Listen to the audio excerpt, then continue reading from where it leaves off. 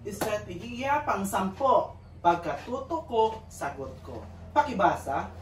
Ang estratehiyang ito ay nagsimula dahil sa masinop na pagkilala ng guro sa kanyang mga mag-aaral.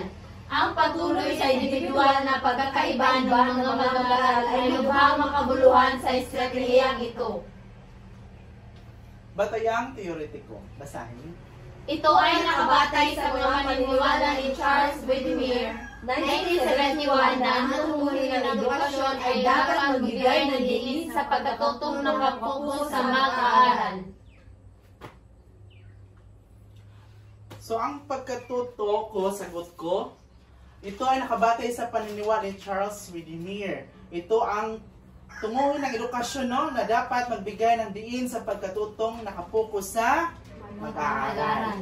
Mayroon akong halimbawa. Pakibasa lahat. Natutunan ko ang tungkol sa sistema solar. Ipapaliwanag ko ito sa aming mga kaklase. Sino ang may alam tungkol sa sistema solar? Ito ay tungkol sa mga planeta at bituin. Tama. So ngayon, dadako tayo sa susunod mga kagamitan sa pagtuturo ng Filipino. Kailangan nating malaman ang kagamitan sa pagtuturo ng Filipino upang maibigay natin sa ating mag-aaral ang tama at wasto gamit ang mga kagamitan upang matuto silang maayos.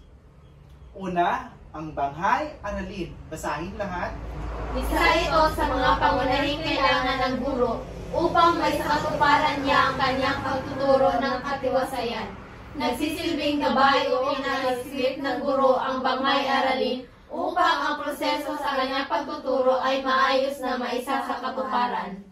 So napakahalaga ng banghay aralin sa pagtuturo. Ganito ang banghay aralin. Sa banghay aralin, makikita ang layunin, ang paksang aralin at pamamaraan ng pagtuturo ng guro sa kanyang mga estudyante. Pangalawa, chalkboard display. Basahin lahat. Ito ay tradisyonal na kagamitan sa pagtuturo. Ito ay ginagamit sa pagtatala ng mga mahalagang impormasyon patungkol sa paksang tinatalakay. Chalkboard display. Ito ang chalkboard display. Ginagamit ito ng guro upang magsulat ng mga impormasyon tungkol sa asignatura. Ito ang board at ang chalk.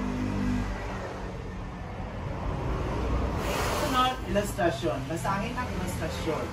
Nangangahulugan ng pita o guhit at nagbibigay ng detalyadong impormasyon.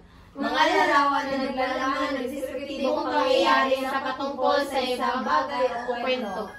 Sa ilustrasyon, kailangan ang detalyadong impormasyon. Ito ang halimbawa.